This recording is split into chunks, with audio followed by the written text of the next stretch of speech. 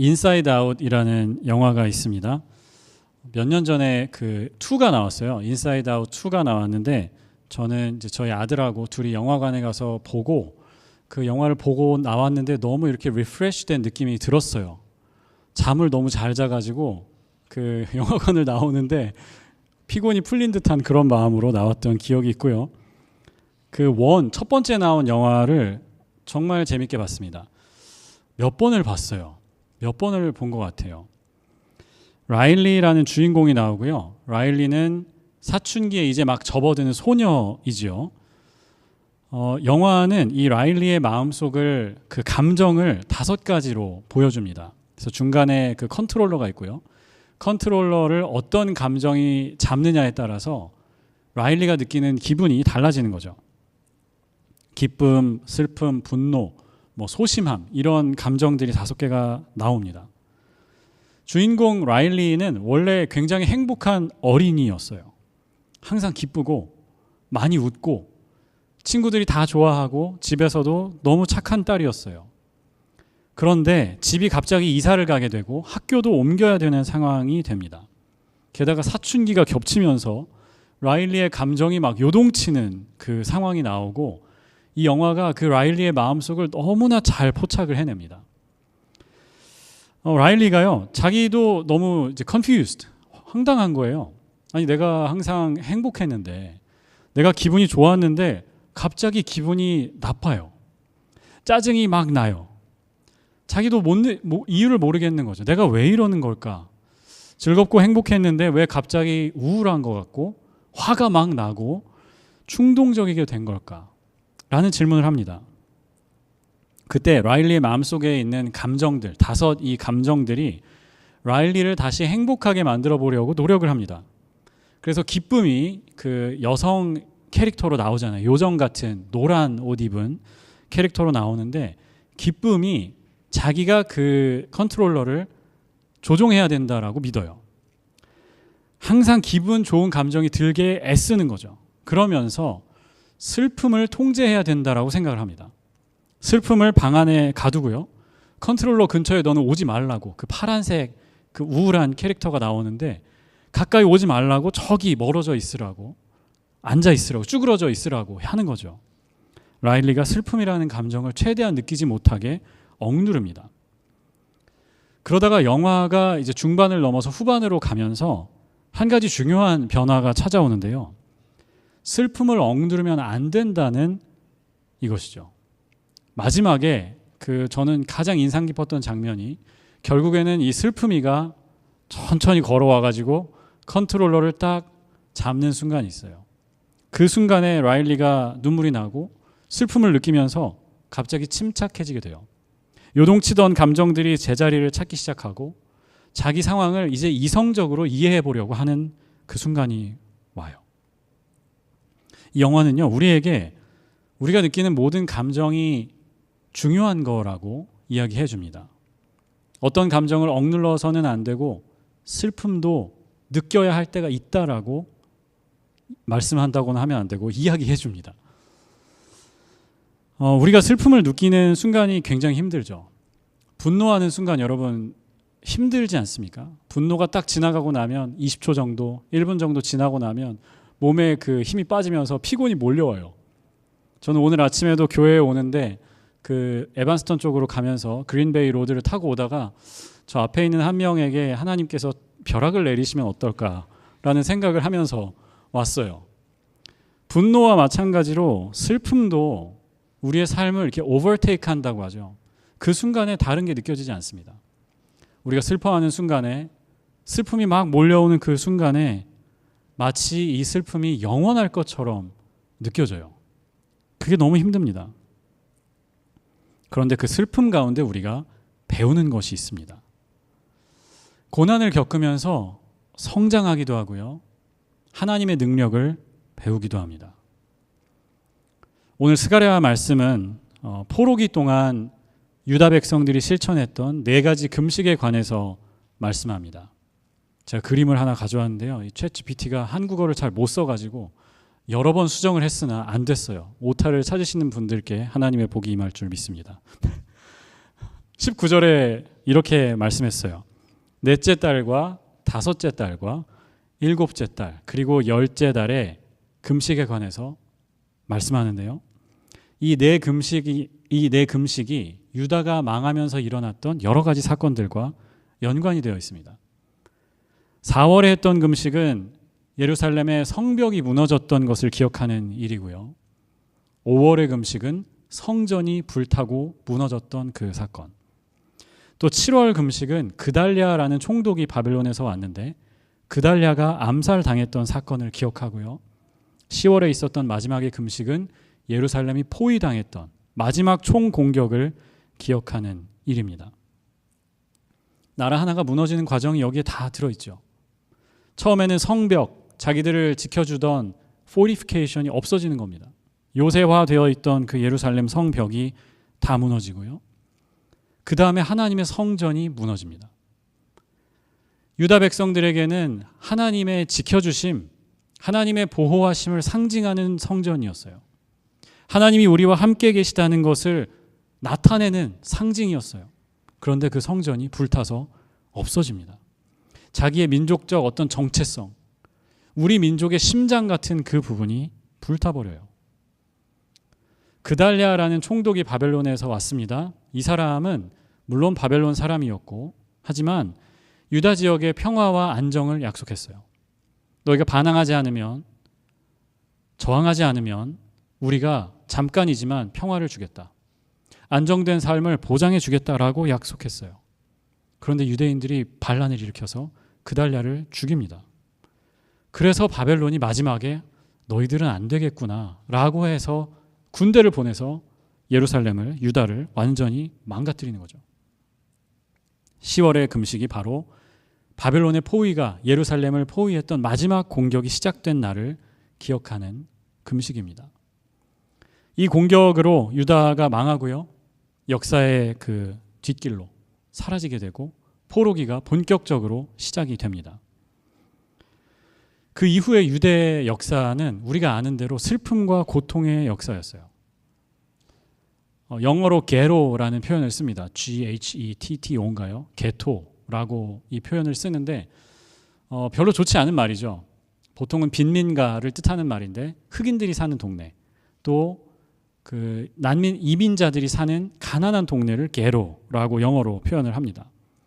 그런데 이 표현이 원래는 그 유럽 지역에 유대인들이 살던 지역을 부르던 말이었어요. 그 말이 영어로 넘어와서 빈민가, 특히 흑인들이나 그 유색인종들이 사는 빈민가를 뜻하는 말이 된 거죠. 유대인들이 자기들이 좋아서 같이 살았느냐? 그게 아닙니다. 유럽의 여러 나라에 유대인들이 흩어져 살았는데 유럽 나라의 사람들이 유대인들을 싫어했어요. 유대인들이 우리 동네에 사는 거 싫고 또 우리 아이들이 유대인 아이들과 학교 다니는 게 싫으니까 게토라는 지역에 강제로 몰아넣습니다. 거기에서 자기들끼리 살게 만드는 거죠. 2차 세계대전 때는 나치 독일에 의해서 홀로코스트가 있었어요. 600만 명이 학살되었다고 이야기하는데 사실은 이 아픔들이 저는 유다가 망했던 그 자리에서부터 시작되었다라고 생각합니다. 포로기 이후에 유대인들이 잠깐 자기들이 자치를, 주권을 가졌던 적이 있지만 오래 지속되지 않았고요. 주변에 있는 강한 나라들에 의해서 다시 정복당하고 쫓겨나고 그리고 전 세계를 방황하는 신세가 됩니다. 우리가 스가랴 8장을 읽었는데요. 7장에 보면 베델이라는 지역의 사람들이 하나님께 질문을 합니다. 지금 포로기에서 돌아온 상황이라고 말씀드렸잖아요. 자, 포로기가 끝났습니다. 다시 유대 땅으로 돌아왔어요. 그런데 우리가 포로기 70년 동안 이 절기들 동안 금식해 왔다는 거죠. 4월에 한번 금식하고 5월, 7월, 10월에 5월, 9월, 10월에 금식을 했는데 포로기가 끝났으니까 이 금식을 계속 해야 할까요? 라고 묻는 겁니다. 오늘 8장 말씀에서 하나님께서 답해 주십니다. 금식일들이 바뀌어서 유다 백성들에게 기쁘고 즐겁고 유쾌한 절기가 될 거라고 말씀하세요. 너무나 기쁜 소식이죠. 금식이 이제는 끝나고 기쁨의 축제가 된다. 하지만 잘 읽어야 합니다. 금식은 끝난다라는 말이 맞아요. 그동안은 슬픔을 표현하면서 이 이벤트들을 기억하면서 금식하기도 했고 머리를 풀어 헤치기도 했고 베옷을 입기도 했어요. 슬픈 노래를 부르면서 지냈을 겁니다. 하지만 이제는 하나님이 즐겁고 유쾌한 절기로 영어로는 glad occasions and happy festivals라고 번역했어요. 이것들로 바꾸어 주신다고 하셨어요. 그런데 금식은 끝났지만 기억은 계속된다라는 생각이 듭니다.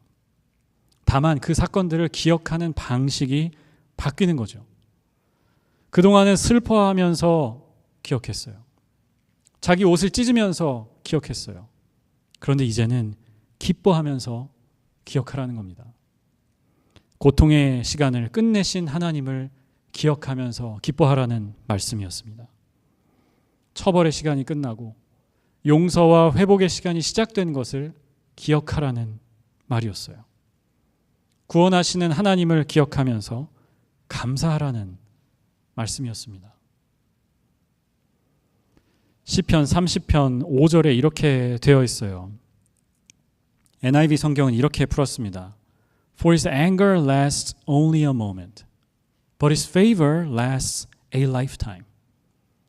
Weeping may stay for the night, but rejoicing comes in the morning. 주님의 진노는 잠깐이고 그의 은총은 영원하다. 밤새도록 눈물을 흘려도 새벽이 오면 기쁨이 넘친다. 사랑하는 여러분, 하나님은 우리의 고통의 끝을 정해주신 줄 믿습니다. 슬픔의 시간이 있어요. 아픔의 시간이 있고요. 고통의 시간이 있어요. 하지만 그 고통은 잠깐이고 하나님의 은혜는 영원합니다. 눈물 흘리며 밤을 지새울 수 있습니다. 하지만 아침의 빛과 함께 기쁨이 회복될 줄을 믿습니다. 엊그제 금요일하고 토요일 1박 2일로 우리 리더십 리트릿을 다녀왔어요. 우리 교인들 중에 궁금해하는 분들이 계세요. 도대체 리더십 리트릿에 가면 무엇을 하는가? 제가 여러분께 공식적으로 말씀드립니다. 여러분도 리더십 팀이 되시면 가실 수 있어요. 네, 그러니까 제가 연락하면 거절하지 마시고 또 하시면 좋겠고, 리더십 리트릿에 가면 일단 엄청 먹습니다. 맛있는 걸 먹고 그리고 예배도 하고 회의를 많이 합니다. 우리는 회의적인 리더십 팀인 것 같아요. 네, 회의를 많이 하는 그런 팀이고, 제가 한마디로 이 리더십 리트릿을 요약해 보니까 은혜 주신 하나님, 은혜 주실 하나님이란 생각이 들어요. 그런 책이 있더라고요. 살아온 기적, 살아갈 기적이란 책이 있더라고요. 저도 오마주를 해봤어요. 은혜 주신 하나님, 그리고 은혜 주실 하나님. 2025년 동안 여러 가지 일들이 있었습니다. 제가 오늘 목회 칼럼에 굉장히 불평을 많이 해놨어요. 여러분도 나중에 읽어보시면 좋겠고, 그런데 그 여러 가지 일들 중에 하나님이 우리를 여기까지 인도해 주셨다라는 생각이 들었어요. 감사하다. 하나님이 맺게 하신 열매들을 돌아보는 시간도 가졌고, 우리를 더 단단하게 하신 하나님의 은혜를 더듬어보는, 세어보는 시간이었던 것 같아요. 그리고 그것이 토대가 되어서 내년을 계획할 수 있겠더라고요. 2025년도에도 하나님께서 이렇게 은혜로 인도해 주셨으니까 26년도에도 은혜로 인도해 주시겠지. 내년에도 하나님께서 선한 손길로 우리를 지켜주시겠지라는 생각이 들더라고요. 우리 교회 사역을 살펴보면서 감사했고요. 그리고 저는 개인적으로 제 삶을 돌아보면서 제 삶에 주신, 제게 주신 예수사랑교회라는 이 복을 다시 생각해보는 시간이기도 했던 것 같아요. 제 스토리를 아시겠지만 저는 그 목회자 자녀로 태어났고요. 목회하는 것이 너무 싫었습니다. 더 정확하게 표현을 하면 목회하는 것이 두려웠어요. 그래서 오랫동안 도망 다녔습니다. 대학 갈 때도 한국의 신학교에 들어갈 때도 3년이 걸렸고, 미국에 와서도 목회하기로 결정하기까지 긴 시간이 있었습니다. 고통스러웠고 두려웠어요. 뭔가 억울했습니다. 내가 이걸 왜 해야 되나. 억울함도 있었고 반항심도 있었어요. 그런데 지금 돌아보면 모든 것이 하나님의 선하신 인도하심이었구나라는 생각이 들어요. 2년 전에 제가 시카고에 처음 담임 목회를 나왔어요. 그때도 두려움이 앞섰습니다. 여러분이 잘 아시겠지만 저는 목회를 하기에는 너무 부족한 사람인 것 같아요. 잘 아시겠지만 부족함이 많고 항상 나사가 어딘가 빠져있는 사람으로 저는 살고 있고, 그런데 여러분을 만나서 또 시카고 예수사랑교회에 와서 부족함도 쓰임받을 수 있다는 것을 배웠어요. 부족해도 하나님이 쓰실 수 있다라는 생각이 들었어요. 기도하면서 그런 생각이 듭니다. 하나님은 저한테 잘하라고 하신 적이 없어요. 다만 충성하라고 하셨어요.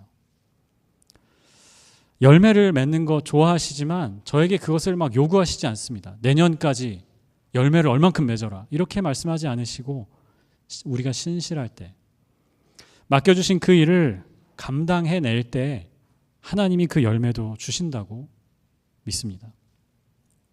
목회하기까지 긴 고통의 시간이 있었지만 하나님은 그 긴 시간을 지금의 기쁨으로 바꿔주셨어요. 찰스 스펄전이라는 19세기 영국의 유명한 설교자가 있습니다. 스펄전이 남긴 이런 말이 있습니다. 고통은 내 집에 있는 최고의 가구다.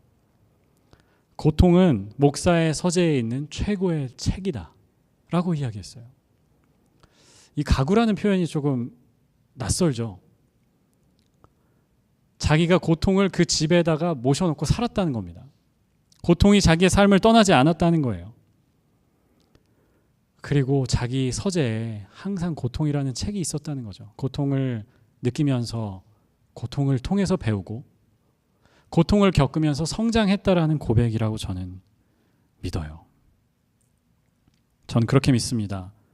우리가 겪는 슬픔의 깊이는 사실은 하나님이 우리를 향해 품으신 기쁨의 깊이다. 우리가 겪는 고난의 깊이는 하나님의 능력의 깊이다 라고 믿어요.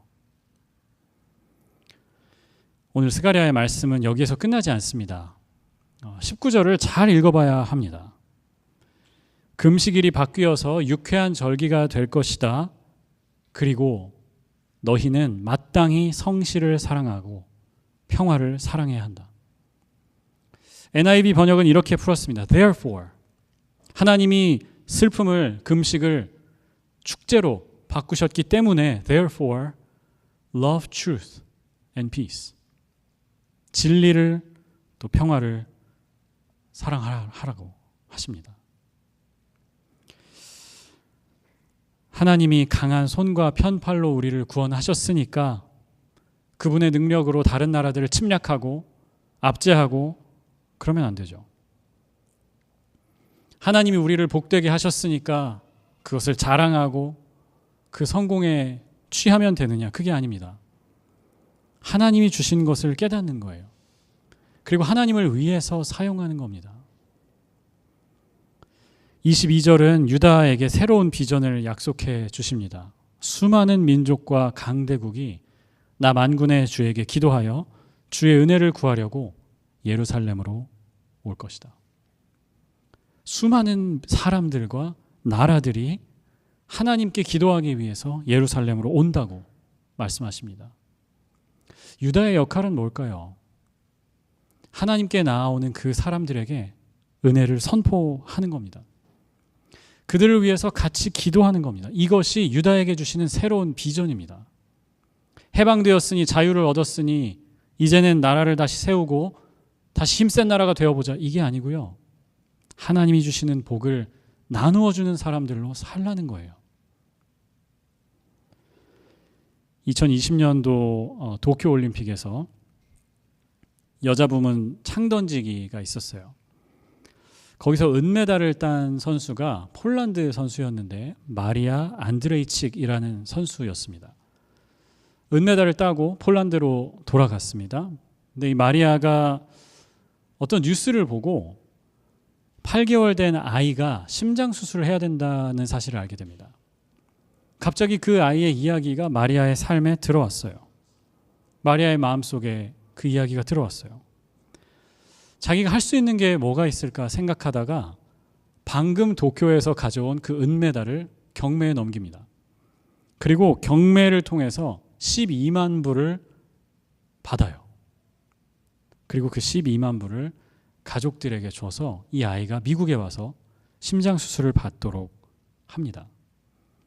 기적적인 일이 일어났어요. 그 은메달을 산 곳이 우리 이제 주엘 오스코 같은 그로서리 체인이었는데 이 체인에서 마리아가 한 일을 알게 됩니다. 그 은메달을 왜 팔았는지 그리고 그 돈을 어디에 썼는지를 알게 되고서는 은메달을 다시 마리아에게 돌려줘요.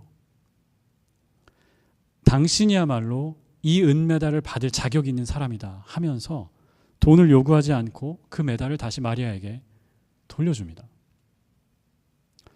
저는 이 이야기를 읽으면서 너무나 따뜻한 이야기다. 너무나 감동적인 이야기다라는 생각을 했어요. 마리아가 일본에서 폴란드로 돌아오면서 얼마나 기분이 좋았을까? 전 세계에서 2등을 한 거 아닙니까? 대단한 성공이죠. 그런데 이기는 삶에 머물지 않고 마리아는 나누는 삶을 택한 겁니다. 다른 사람들 위에 올라서는 삶이 아니라 가장 힘이 없고 연약한 사람들을 돕는 일에 자기가 가진 가장 귀중한 것을 내어놓은 거죠. 성공하는 삶, 그것보다 승리하는 삶이 더 중요하다라는 말을 들었습니다. 성공하는 기독교인이 되는 것보다 승리하는 기독교인이 되는 것. 나를 위해 살고자 하는 그 유혹을 이기고 하나님을 위해 살기로 작정하는 것. 내 삶을 내 것이라고 내게 주신 회복과 구원을 이기적으로 사용하는 것이 아니라 다른 이들을 섬기는 일을 위해 사용하는 것. 이게 승리이지요. 사랑하는 여러분, 우리의 고난에 또 우리의 고통의 슬픔에 하나님이 끝을 정해두신 줄 믿습니다. 밤새 눈물 흘리고 슬퍼할지라도 아침에는 기쁨이 오는 줄 믿어요. 그 기쁨을 하나님을 위해서 평화를 사랑하고 진리를 사랑하는 일을 위해서 사용하는 우리가 되기를 주님의 이름으로 축복합니다. 기도하겠습니다.